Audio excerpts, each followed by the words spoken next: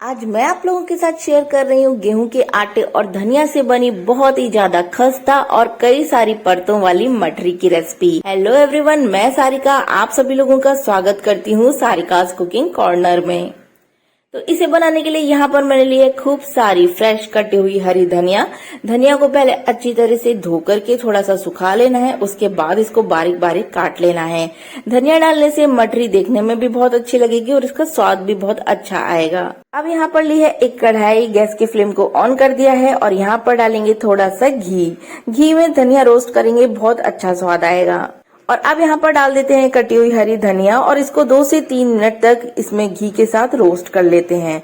अब आप ये कहेंगे कि धनिया को रोस्ट करने की क्या जरूरत है, इसको हम डायरेक्ट आटे में भी तो मिला सकते थे। तो जी हाँ, आप इसको डायरेक्ट आटे में मिला सकते थे, लेकिन अगर आप डायरेक्ट आटे में मिला करके फिर उसकी मठरी बनाएंगे तो जैसे ही आप मठरी को तेल में डालेंगे वैसे ही धनिया जो है वो तेल में फैल जाएगी। तो इसलिए पहले इसको 2-3 मिनट इस तरह से फ्राई कर लीजिए। उसके बाद जब आप इसको आटे में मिलाएंगे तो ये बिल्कुल भी तेल में नहीं फैलेगी।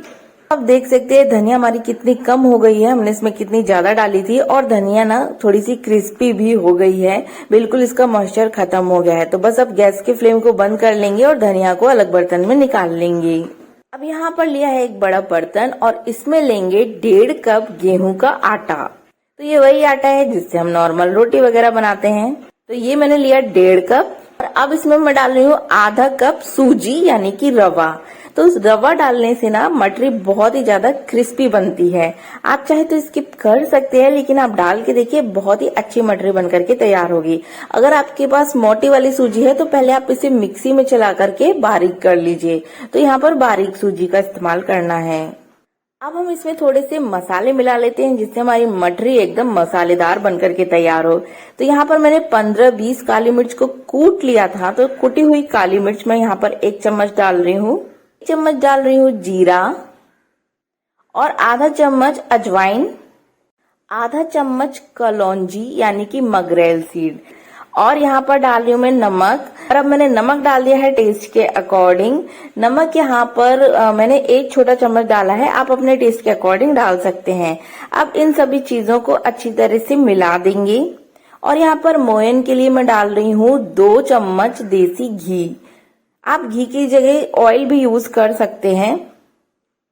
तो ये इसको मैंने 2 चम्मच डाला है और ये बहुत ही हिसाब से डालना है क्योंकि आपकी जो मठरी अच्छी क्रिस्पी बनकर के तैयार हो, इसमें ये बहुत ज्यादा मायने रखता है कि आप इसका मोयन किस तरह से बना रहे हैं। तो 2 चम्मच मैंने घी डाला है। अब इसको अच्छी तरह से पहले तो पूरे आटे में अच्छी तरह से मिला लेंगे और मिलाने के बाद आप इस तरह से आटे का लड्डू बना करके देखेंगे। तो देखिए इसका लड्डू जैसा बन रहा है, यानी कि हमारा जो मोयन है वो एकदम परफेक्ट बना है। अब मैं इसमें डाल रही हूँ धनिया। जो धनिया हमने भून करके रखी थी उसको इसमें मिला देंगे और धनिया को पूरे मिक्सचर में अच्छी तरह से मिला देते हैं। अब यहाँ थोड़े से मसाले और मिलाएंगे। तो यहाँ पर मैंने ली है 1 चम्मच लाल मिर्च। तो मिर्च आप अपनी पसंद से कम ज्यादा डाल सकते हैं। और साथ में मैंने डाले हैं आधा चम्मच हल्दी पाउडर, जिससे कि मठरी का कलर बहुत अच्छा आएगा। और अब एक बार फिर से सबको अच्छी तरह से मिक्स कर लेंगे और अब यहाँ पर थोड़ा थोड़ा पानी डालेंगे। एक साथ ज्यादा पानी नहीं डालना है, थोड़ा थोड़ा पानी डालेंगे, इसको गूंदेंगे। और यहाँ पर मैंने गुनगुना पानी लिया है। तो थोड़ा थोड़ा पानी डालते हुए हम इसका एक डो तैयार करेंगे। जो डो तैयार करेंगे वो ना तो बहुत ज्यादा मुलायम होना चाहिए, ना वो बहुत ज्यादा सख्त होना चाहिए। जैसा हम पूड़ी या पराठे के लिए आटे का डो बना करके तैयार करते हैं ना, वैसा ही हमको यहाँ पर डो बना करके तैयार करना है। तो यहाँ पर इसको अच्छी तरह से हम मसलते हुए आटे का एक डो हमने तैयार कर लिया है। जिस तरह हम पूड़ी के लिए आटा लगाते हैं वैसे ही हमने यहाँ पर मठरी के लिए आटा लगा लिया है। को 15-20 मिनट के लिए ढक कर के रख देते हैं। अब यहाँ पर मैंने ली है एक कटोरी और इसमें मैं डाल रही हूँ 3 चम्मच कॉर्नफ्लोर।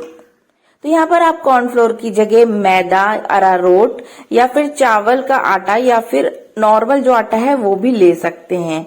और साथ में मैंने यहाँ पर लिया है 3 चम्मच देसी घी। तो इसे मिला करके एक मिक्सचर तैयार करेंगे तो हम साटा बोलते हैं।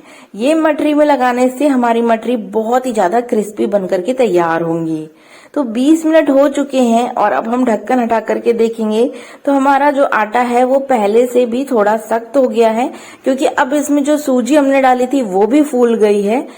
तो आटे को एक बार फिर से अच्छी तरह से इस तरह से मसल करके हम तैयार कर लेंगे। और अब हम इसकी एक बड़ी सी लोई तोड़ेंगे।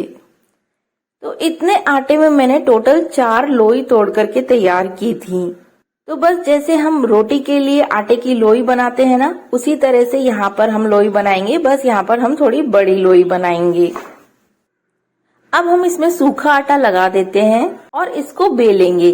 तो जिस तरह से हम रोटी बेलते हैं उसी तरह से इसको बेलेंगे। बस ये बहुत ज्यादा पतली नहीं होनी चाहिए, इसे थोड़ा सा हम मोटा रखेंगे। तो इसको हमने बेल करके तैयार कर लिया है, थोड़ा सा मोटा रखा है। और अब जो हमने साटा बना करके तैयार किया था उसको हम पूरी रोटी में इस तरह से लगा लेंगे और ऊपर से थोड़ा सा सूखा हुआ आटा स्प्रिंकल करेंगे।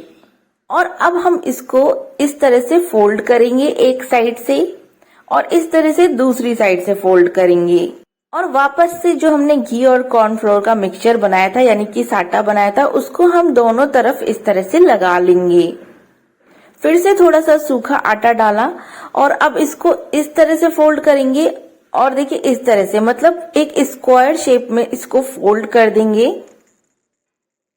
और यहाँ पर मैं नीचे थोड़ा सा सूखा आटा लगा रही हूँ और फिर इसको रख करके इसके ऊपर भी सूखा आटा स्प्रिंकल करेंगे। सूखा आटा लगाने से क्या होगा कि ये आराम से बिल जाएगा, चिपकेगा नहीं। अब हम इसको स्क्वायर शेप में बेलेंगे। तो देखिए हमने इसको इस तरह से स्क्वायर शेप में बेल के तैयार कर लिया है। और ये भी बहुत ज्यादा पतला नहीं बेलना है, थोड़ा सा मोटा ही रखना है। अब वापस से हम इसमें साटा का मिक्सचर फिर से लगाएंगे। तो ये साटा लगाने से ना हमारी मठरी बहुत ही ज्यादा क्रिस्पी बनकर के तैयार होंगी। और फिर से हम इसमें थोड़ा सा सूखा आटा स्प्रिंकल करेंगे और एक बार इसको फिर से फोल्ड करेंगे।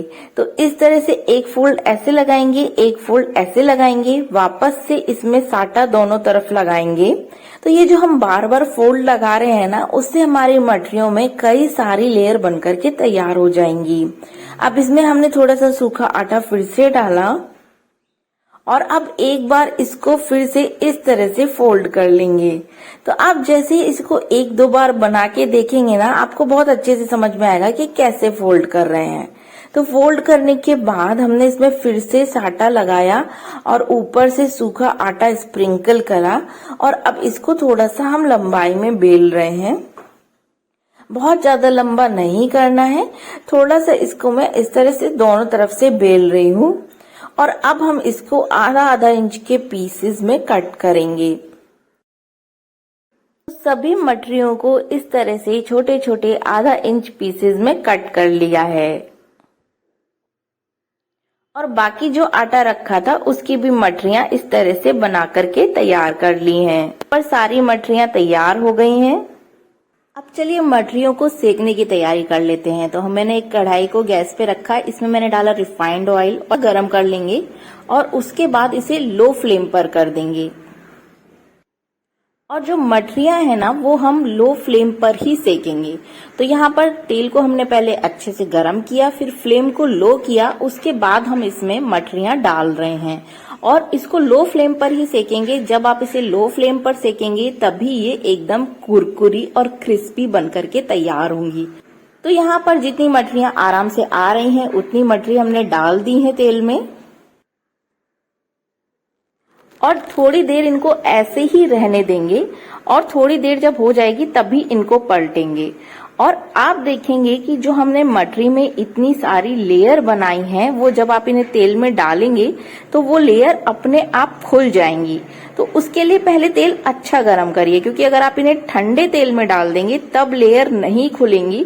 लेकिन जब आपका तेल अच्छा गरम होगा उसके बाद फ्लेम को थोड़ा कम करिए, तब मठरियां डालिए, तो आप देखेंगे कि उसकी लेयर सब खुल जाएंगी।